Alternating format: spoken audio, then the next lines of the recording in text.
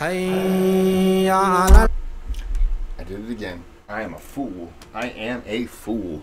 Let me get a drink.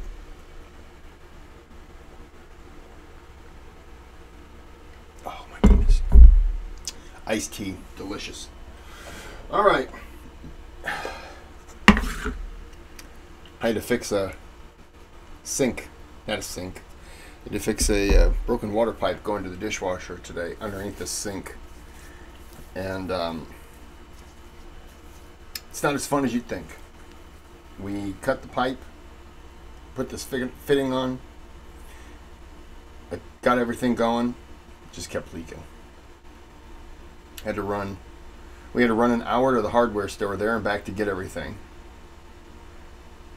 Then it didn't work.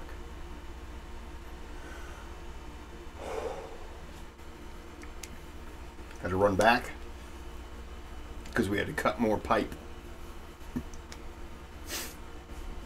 Came back, clicked it all together, put it in, boom, boom, boom. Still leaking. We couldn't figure it out. And then we pulled out the connector and I said the threading's getting pushed back, the plumber threading, the putty, whatever you want to call it. I said it's getting pushed back.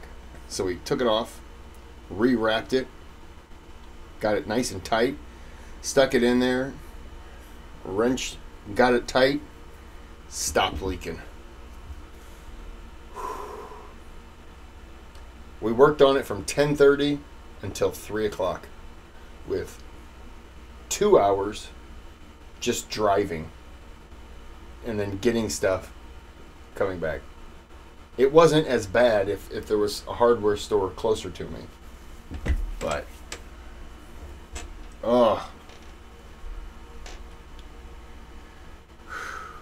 it's just been a long day, you know? So anyways, sorry for venting. This is a day in the life of Muhammad. This was a request a couple weeks ago by Islamic Guidance. If you can also give me a thumbs up, that helps out tremendously. You can subscribe to the channel. And if you would like to donate to the channel through the thanks button, you can. You can request a video. If you do, your name will be sponsoring the video in question. And if you just give me a request without the donation, I just say this video was requested. You don't get that added benefit. If it doesn't matter, doesn't matter. But the bare minimum, if you could please just give me a thumbs up. That helps. And then go ahead and watch all my videos. Just turn it on and just let them play. And then you just leave the house. It's fine. That helps me out too. We're going to break this down into 2 videos, 18 plus minutes. And let's get into it.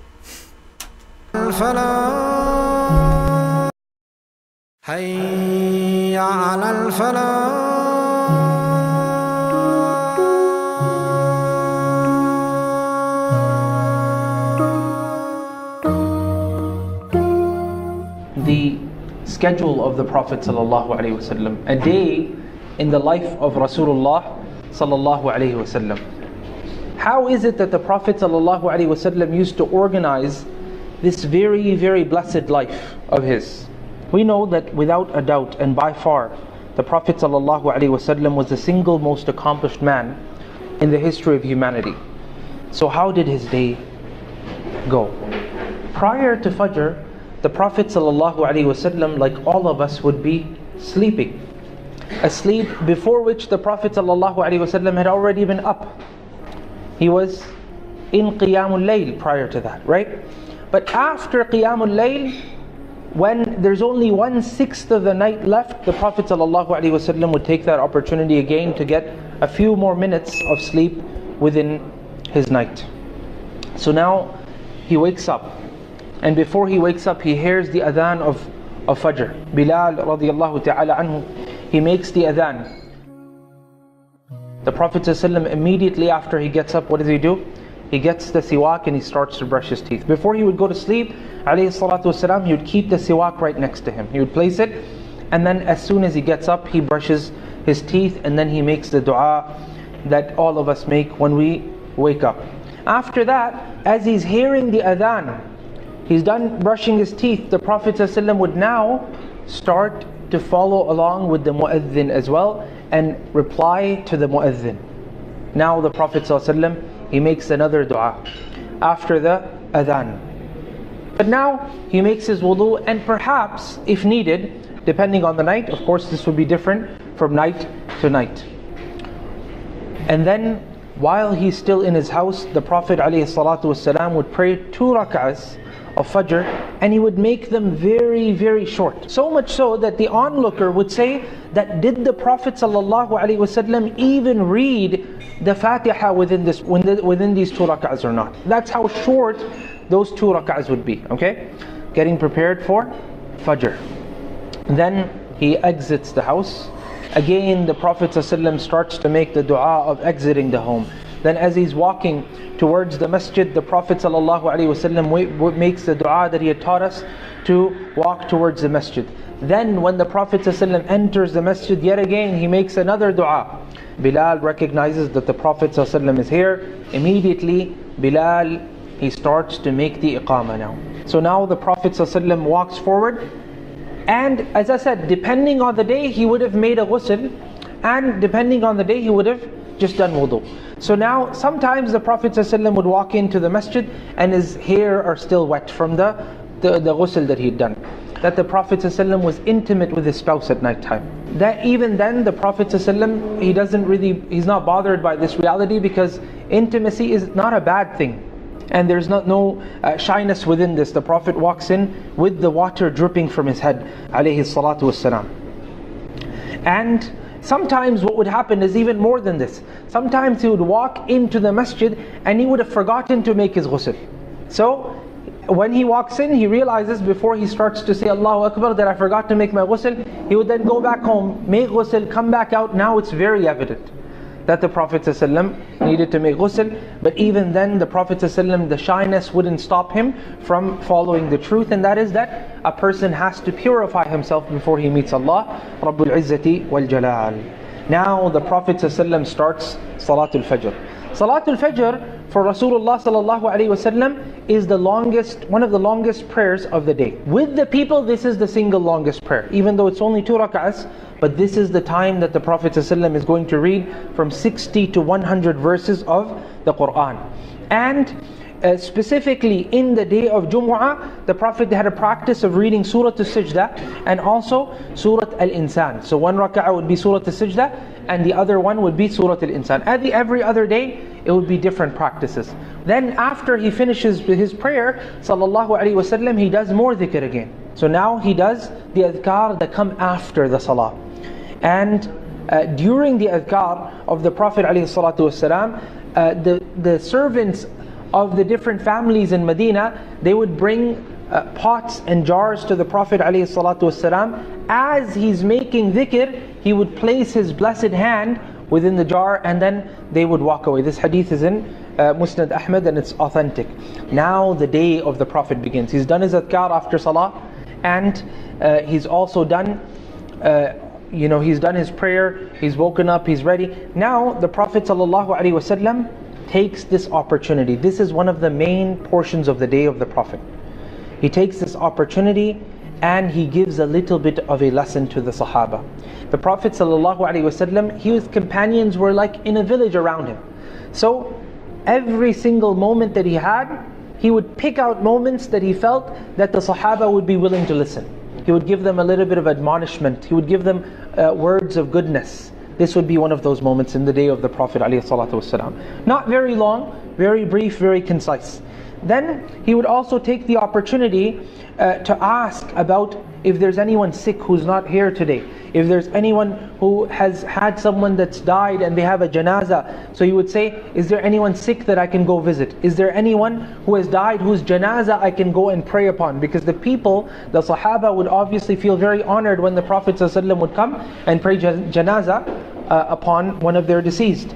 Another thing that the Prophet ﷺ would do now is he would ask, is there someone there who had a dream at night time? If no one says that they had a dream, sometimes he would say, I had a dream. And then he would tell his dream, sallallahu alaihi wasallam, and he would also interpret the dream. Remember, the dreams of the Prophet ﷺ were also wahi. So he would take that opportunity to give them some more of the wahi. Then would get up and he would leave and meet all of his wives. One by one he would go from door to each one of his wives. And this would make all of his wives feel special, that even though it's not her day, the Prophet ﷺ is coming to meet me. He comes every day, ﷺ, to all 9 of them, 2 times a day. In addition to the one that he's going to have to spend time with because of the fact that it's her day. Then after he's visited all of his wives, even though he really still needed to stay at the masjid, but he just left to say salam to everyone. Imagine that. Because everyone is getting up, the Prophet still has a majlis, a gathering at the masjid. But he takes the opportunity, the 5-10 minutes, 15 minutes to go visit everyone, then he comes back to the masjid again, sallallahu alaihi wasallam. Now the Prophet sallallahu alaihi wasallam, he sits and does tahiyyatul masjid, and specifically in the rawdah, and specifically in a pillar known as the pillar of the muhajirin. Then after that, the Prophet ﷺ sits with his back reclining towards the hujra, the house or the room of Aisha radiallahu ta'ala anha. Then the Prophet ﷺ sits there, and all of the Sahaba now start to come, because this is the main gathering of the Prophet.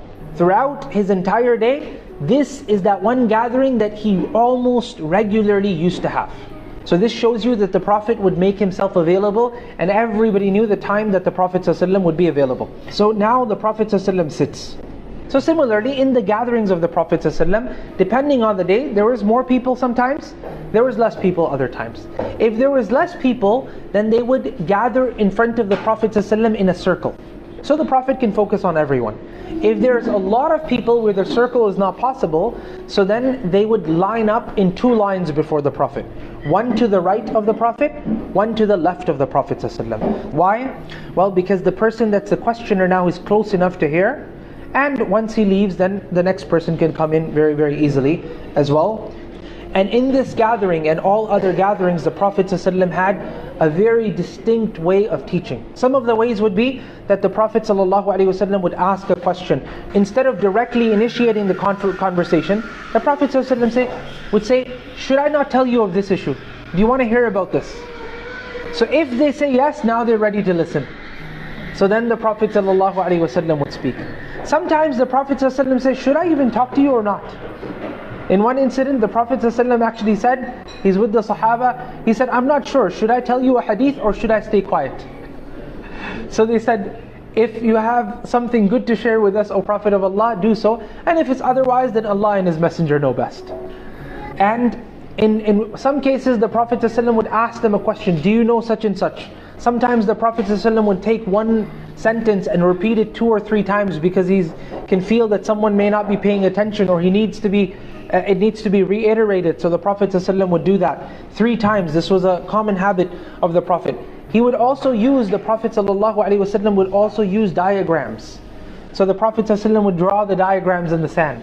Another thing would be, intermittently the Prophet ﷺ in his gathering would regularly be making istighfar, astaghfirullah wa atubu ilayh, again and again. So much so that the companions of the Prophet would say that we would hear in one gathering of the Prophet him saying astaghfirullah at least 100 times. This would be one of those gatherings. At that time, some of the people would bring their children. So I'm exhausted.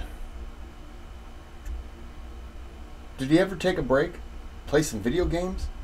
What is with this? There's too much work. My feet hurt from all the walking he's doing, and I haven't done anything. Can't this man just sit down and enjoy a nice can of Coca-Cola? My goodness. As well, to get the du'as of the Prophet ﷺ. If someone had a newborn, they would bring the newborn for tahniq at this point as well. Some people that would have produce at this point, those people that would have dates, they would bring their dates, asking the Prophet ﷺ to make du'a for these dates. So the Prophet ﷺ would make dua for the dates of the people of Medina, and he would make dua for Medina, and he would make dua for the mud of Medina, which is a measurement, like 2 hands full. And he would make dua also for the sa' of the people of Medina, which is 2 handfuls times 4. And this would be also a moment where sometimes if he had delegations, he would receive these delegations. Because the gathering was so regular, because this was such a beneficial gathering, and because the daytime is the time where people trade and go to their workplaces, so Umar ibn Khattab would be one of those people that would have to go to work. What he would do is, with his neighbor, he had made a deal: I work one day, you work one day. The days he misses, his neighbor comes and tells him what happened in the gathering. And sometimes people would bring food at this time as well. It's breakfast time. The Prophet ﷺ would honor everyone around him with that food. And on occasions when he's given the food the night before, like he's given, for example, a sheep or something, the Prophet ﷺ would have that entirely cooked, and in the morning he would serve it to all of his companions ﷺ. There was one incident where someone brought a complete sheep to Aisha radiallahu ta'ala anha, and he told her to cook it and prepare it with the meal and bread as well. The Prophet ﷺ used to have a very big plate, by the way. This is also reported in a hadith, so big that 4 people would have to carry this plate. The Prophet ﷺ asked that night for Aisha to prepare the dinner and then get it ready for everyone, and then he brought it out the next morning in this gathering for everyone. This particular gathering didn't have any end times. It would be dependent, because the Prophet ﷺ would try to solve everyone's problems, everyone's issues, answer everyone's questions. So sometimes it would be very long, and sometimes it would be very short. But again, as the Prophet is finishing the gathering, in this gathering, like all other gatherings of his, he makes the dua: Subhanaka Allahumma wa bihamdik, ashhadu an la ilaha illa ant, astaghfiruka wa atubu ilayk. Now it's time to go and visit people. From the day of the Prophet, you're going to gather that he's always with the people. So he visits his family members, some of them. So he may go see his daughter Fatima. He may go see his grandchildren Al-Hasan, Al-Hussein. He may go see Umama. He may go see any of these, depending on the day again. And he would go visit at this time also the sick people. And he would visit also the weak people, the destitute, the poor people. He would visit the old. He would visit even women, older women especially. Also his neighbors. He would visit the Arabs and the non-Arabs.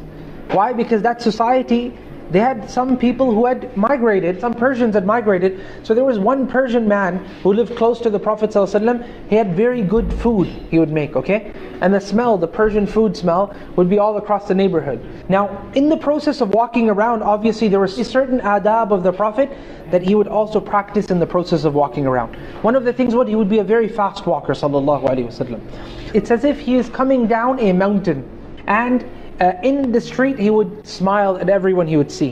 When he would see children, the Prophet ﷺ would wipe their faces of the children. And one of the things the Prophet ﷺ would do is he would say salam to people with his hand like this, to the men and also to the women. Whoever it may be, the Prophet ﷺ would stop to solve their problem and answer whatever they're asking the Prophet ﷺ. But as the duha time gets towards approximately around this time, 10 to 11, now the Prophet ﷺ, he goes back to the wife whose day it happens to be. In the morning he visited all of them. Now he goes to the wife whose day it happens to be. When he walks in the house, sallallahu alaihi wasallam, he makes the dua of entering the house. He does the siwak, and now the Prophet alaihi salatu wasalam, he says again, Assalamu alaikum. How are you, O family of mine? It's now again the time to get connected to Allah subhanahu wa ta'ala. He spent time with the ummah now. Most of his morning has been spent with that. Now it's time to spend time with Allah subhanahu wa ta'ala. That was just the morning.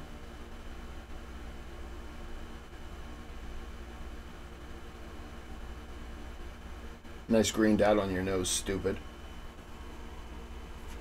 That was just the morning. I'm exhausted.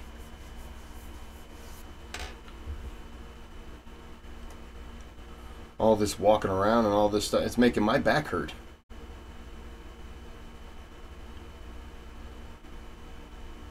My goodness. This is ridiculous. This is ridiculous. He was a busy man. He was too busy doing everything. Wow. Wow. So now he prays Salatul Duha. The bare minimum of Salatul Duha is 2. The Prophet ﷺ would usually pray between 4 and 8. Now the Prophet ﷺ would eat a little bit if he hadn't already had food. Because remember, some of the visitations, they would have already offered him food. But also sometimes when he would be fasting, considering the feelings of his wives, the Prophet ﷺ would break the fast if it was a voluntary fast. Meaning, one time Aisha came to the Prophet ﷺ, she said that someone came and gave us a gift last night, I saved some for you. So now she went out of her way to save food for the Prophet ﷺ. So the Prophet ﷺ broke his fast because of her feelings, sallallahu alaihi wasallam. And he ate from the food that Aisha radiallahu ta'ala anha had saved for the Prophet alayhi salatu wasalam. This is again one of those moments in which the Prophet gets private time with his wife.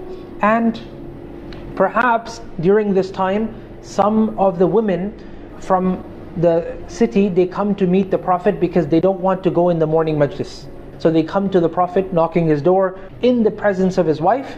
One of the hikmahs behind this is because of the fact that the wife then hears the fatwa of the Prophet and then she reports it on. By the way, sometimes during this particular time, also very close companions of his would come visit. It's a very private time, like Umar ibn Khattab would come sometimes, Abu Bakr would come sometimes, but this would be an open time for some of the Sahaba, very special ones, specifically Abu Bakr, Umar, Uthman. These three would be regulars, and of course Ali is family anyways, so Ali would obviously come as well, and other companions again who are very very close to the Prophet ﷺ. In the house, the Prophet is the softest of people.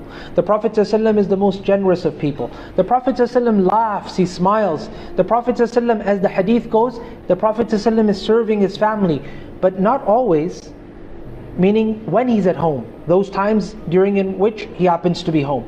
So he's busy. Even when he's coming home, he's not resting and couching, and the Prophet ﷺ is taking care of his personal things. Like for example, if his thobe needs to be done, if the Prophet's shoes need to be done, this is the time when the Prophet ﷺ is doing all of these things.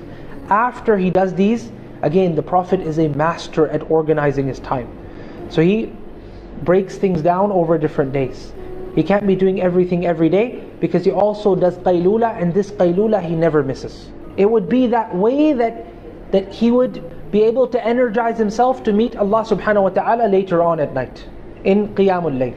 This qaylula, whether he's traveling, he would almost never miss this qaylula. This is a nap that the Prophet ﷺ would take all the way till around dhuhr time. So let's say around 11 till dhuhr, the Prophet ﷺ is napping.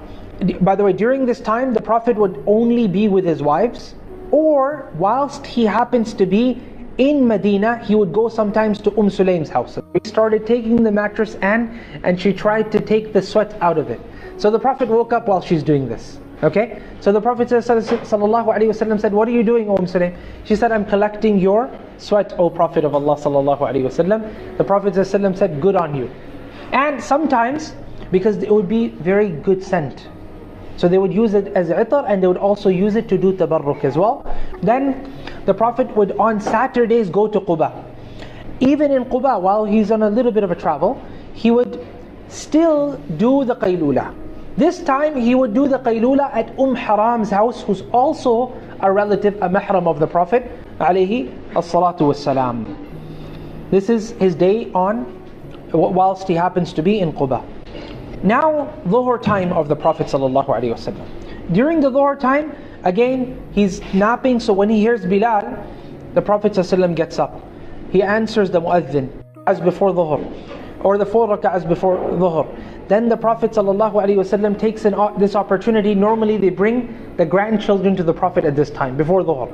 So the Prophet now plays a little bit with Hassan, a little bit with Hussein, a little bit with Umama, the daughter of Zainab. And then the Prophet ﷺ walks over and goes to the masjid, and now he's ready to pray. I just got caught up in everything, and I went about a minute longer. I can feel my feet hurting. All this, can't he just relax?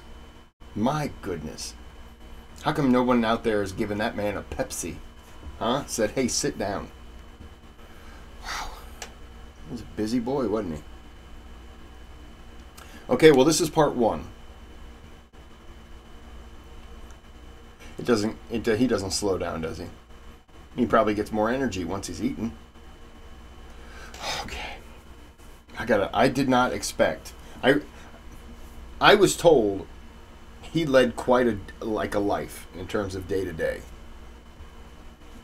Did not anticipate this. Because this feels like it's been so far, like, literally second by second with how much activity he's done. Just ridiculous. Just ridiculous. Well, I mean, honestly, what else are you going to do? Watch TV? Of course not.